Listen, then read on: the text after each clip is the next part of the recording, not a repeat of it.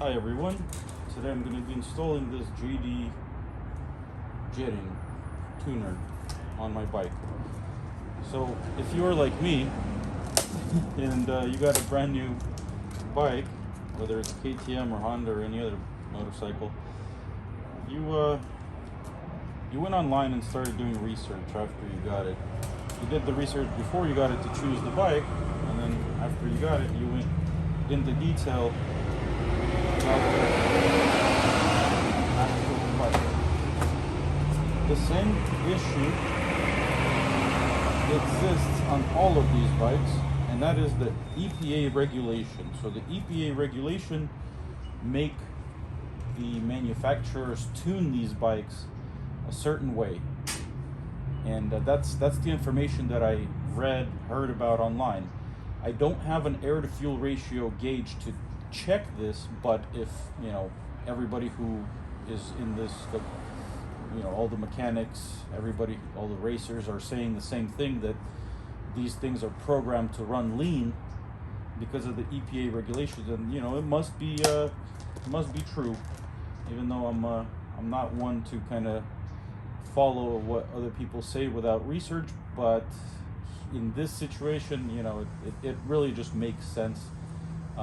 The EPA regulations are getting tougher and tougher for the manufacturers to comply with, and they're making these bikes run lean, so they're not shooting out as much exhaust gases and stuff. I guess something to do with that.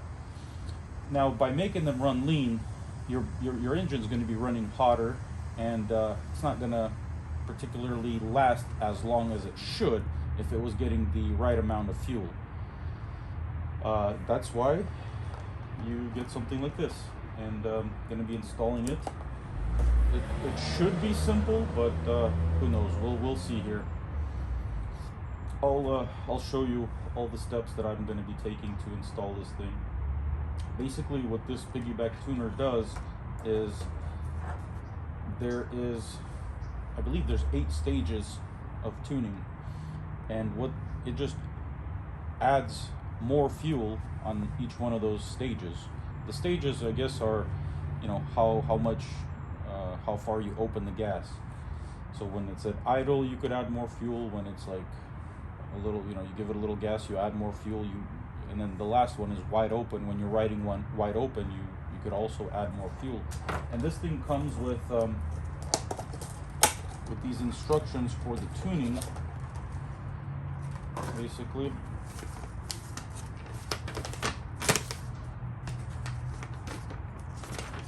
So it tells you that open exhaust intake mod. So that's what I'm going to be kind of tuning my bike to. My bike, all it really has is just I cut the spark arrestor, so it's a straight flow through design kind of. Basically, I'm just going to give it just a little bit more fuel, just a little bit more. I may not go, so the stock fuel is at 3. So when you plug this in, you're gonna have the stock fuel is gonna be the 3rd setting. So all of these are 3. You're gonna want to add more fuel on each of the settings. I might not go as far as like 5 and 6, 6 and 7 here. I might go just a little bit because mine is not necessarily an open exhaust and intake, because my intake's stock and my exhaust is stock, but I just cut the spark arrestor, so it's flows better and sounds a little better. So, but I'm gonna play with it, so I'll set it to what it says here, and then I'll write it, and then I'll set it to where I feel like basically in between those numbers that are recommended, because just to see how it runs. And Mike from Takomoto sends these cool stickers. Thank you, Mike. And he also sends candies. So first thing I'm gonna do is take the seat off. I'm gonna tell you guys a little secret I have on mine. So what I have here is I glued a tracker. It's the Apple, what is it? What do they call it? Air something. Basically, it's an Apple tracker that they recently came out. They work good. The battery lasts for a year. You just tape it somewhere, and now you got a tracker on your bike, just in case. So the instructions do say to connect the ground by taking off the tank and connecting it to a ground plug there, but I'm gonna try to skip that. Maybe this is a mistake, maybe it's not, but I'm gonna connect the ground to the ground of the battery. I don't have any other stuff connected to the battery, so it should be okay. So that's what I did so far. I took off the seat, I kind of routed the ground wire. This thing comes with basically 2 plugs and a ground wire. Ground wire gets grounded, and then the 2 plugs get plugged into the fuel injector, which I'll show you later. So right now I'm gonna disconnect that, hook that up to that. And there he is again, eating my sunflower seeds. Look at that guy.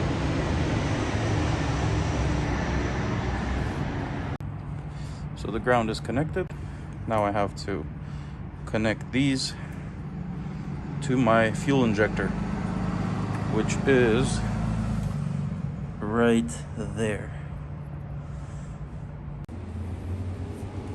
So I just unplugged the fuel injector. There's the plug for it. Now, gotta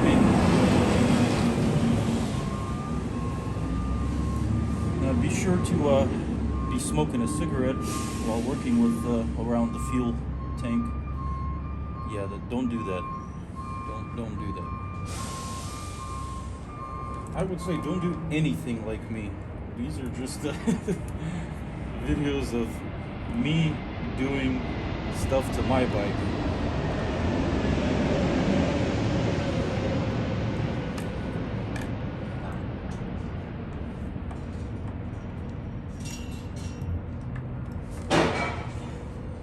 I mean, it's pretty self-explanatory. 2 of the plugs are going to be, they're different. So one of them is just like the one you just pulled off from the fuel injector. So it's identical. So that's the one you're going to plug back into the fuel injector. The other one looks different, and that's the one that's going to get plugged in to the one that you just pulled off. One more thing. I have to, because this bike is a newer model, it has an O2 sensor, which is located on the other side, and they give you this dongle, which you gotta plug into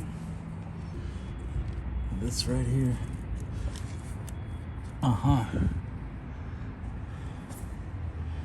See, so I might have to actually take off my tank to get to that thing. The tank is off. It's pretty simple to take the tank off. There's a bolt in the middle of it, 8 mil.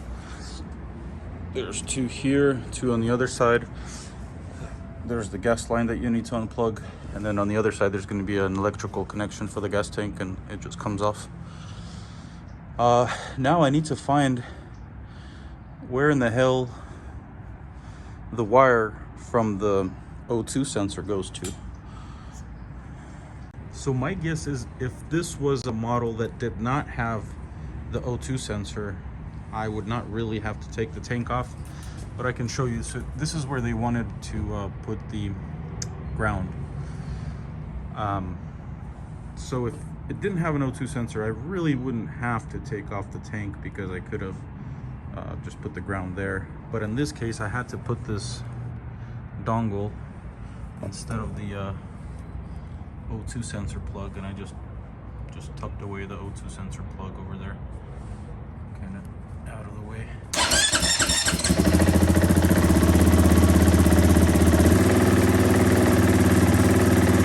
So first impressions are pretty amazing, because it idles a whole lot better. This means that the tune that it comes with from the factory is bad. It does not mean that the factory is bad at tuning. It means that they have to tune it this way to get this bike to be able to sell it, you know, to that point. So it's basically regulation. That's why it's tuned bad. Not because they're bad tuners at the factory or they don't know what they're doing. They do. They just have to tune it like this so it passes regulation, and it barely idles. I had to, before I installed this, I had to have the idle cranked up pretty high for it to run okay. once I hooked this up, I had to turn the idle back down, and it idles perfectly just by adding a little bit more gas. So there's actually 6 levels of adjustment, and basically this thing came pre-adjusted already. You know, you don't really, you definitely want to make sure, go through them, make sure yours is also adjusted. But you know, it comes with the instructions, and they're very easy to follow. So yeah, runs great. First impressions are amazing because how well it idles, how well it runs at idle. Can't wait to go take this thing for a spin. Okay, it's all tucked away, ready to go. Let's give it a try. I just took it for a ride, extremely happy with the result. So basically the bike is stuck. Like I said, even this net here I didn't touch. I just took this out and cut the obstruction, so it's more of a straight through kind of flow now. But it's basically a stock bike with a tuner that's just giving it a little more gas, and the bike is extremely happy. It runs a lot better all around. You can definitely tell the power difference, and that's, you know, but I'm just more happy now because the bike is happy. It runs better with that added fuel. That's how you do the piggyback on this 2022 KTM 500 excf.